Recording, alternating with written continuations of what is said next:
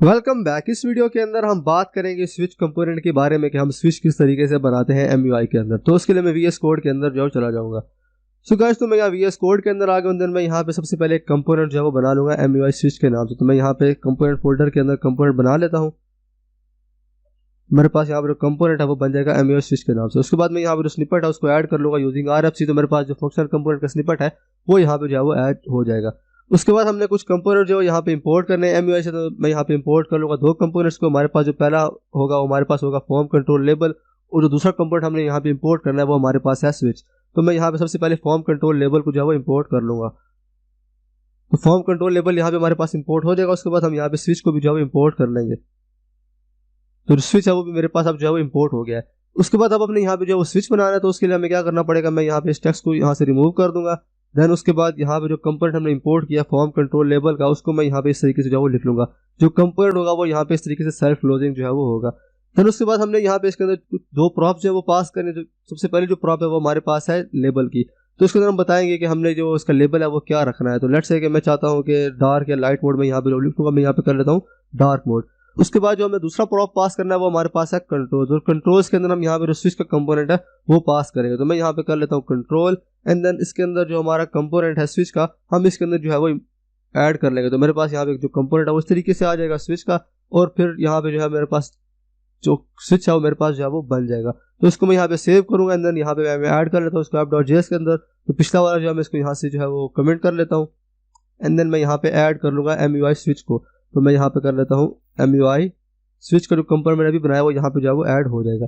इसको मैं यहाँ पे सेव करूंगा, जाऊंगा अपने ब्राउजर के अंदर। तो मेरे पास यहाँ पे जो स्विच का बटन है मेरे पास यहाँ पे जो है वो आ गया है। इसके बाद हम चाहते हैं कि हम इसकी स्टेट को भी जो है वो हैंडल करें। तो उसके लिए मैं यहाँ पे यूज स्टेट को भी जो है वो इंपोर्ट कर लेता हूँ रिएक्ट से। यहाँ पे कर लेता हूँ यूज स्टेट, एंड देन यहाँ पे जो स्टेट है उसको मैं यहाँ पे जो है वो बना लूंगा। तो मैं यहाँ पे कर लेता हूँ कॉन्स्ट, एंड देन यहाँ पे मैं कर लेता हूँ चेक्ड, और यहाँ पे सेट चेक मेरे पास जो है वो आ जाएगा। और यहाँ पे इनिशियल वैल्यू होगी वो उसकी हम यहाँ पे जो है वो फॉल्स रखेंगे। तो मैं यहाँ पे कर लेता हूँ फॉल्स। देन उसके बाद हमें यहाँ पे ऑन चेंज हैंडल जो है वो बनाना है। तो मैं यहाँ पे ऑन चेंज हैंडल भी जो है वो बना लेता हूँ। मेरे पास यहाँ पे आ जाएगा const, and then handle change में यहाँ पे जो है वो बना लूंगा। एंड इसके अंदर जो है हम एक पास करेंगे आर्ग्यूमेंट जो कि हमारा इवेंट होगा, और इवेंट को यूज करके हमारी जो स्टेट होगी उसको हम यहाँ पे जो है वो चेंज कर लेंगे। तो मैं यहाँ पे कर लेता हूँ सेट चेक, मेरे पास यहाँ पे आ जाएगा। और इसके अंदर हम करेंगे कि e dot target dot check मेरे पास यहाँ पे जो है वो इस तरीके से जो है वो आ जाएगा। उसके बाद जो स्विच है उसके अंदर हमने जहाँ पे पास करना है वैल्यू की प्रॉप पास करनी है। वैल्यू जो होगा हमारे पास जो चेक होगा हम इसके अंदर जो है वो पास करेंगे एज इट इज। मतलब यहाँ पे फॉल्स है तो यहाँ पे फॉल्स आ जाएगा, और अगर यहाँ पे ट्रू होगा तो फिर वो ट्रू के अंदर जो है कन्वर्ट हो जाएगा, मतलब हमारी वैल्यू जो है शो हो जाएगी। देन यहाँ पे ऑन चेंज के जो हमने ऑन चेंज हैंडल बनाया उसके अंदर हम यहाँ पे पास कर लेंगे। तो मेरे पास यहाँ पे आ गया ऑन चेंज, और ऑन चेंज के अंदर जो हमारा फंक्शन है हैंडल चेंज उसको हम यहाँ पे जो है वो पास कर लेंगे। तो इसको मैं सेव करूंगा, और उससे पहले मैं यहाँ पे प्रिंट भी करवा लेता हूँ चेक को। तो मैं यहाँ पे कर लेता हूँ console.log, एंड देन इसके अंदर चेक है उसको हम यहाँ पे जो है वो प्रिंट करवा लेंगे।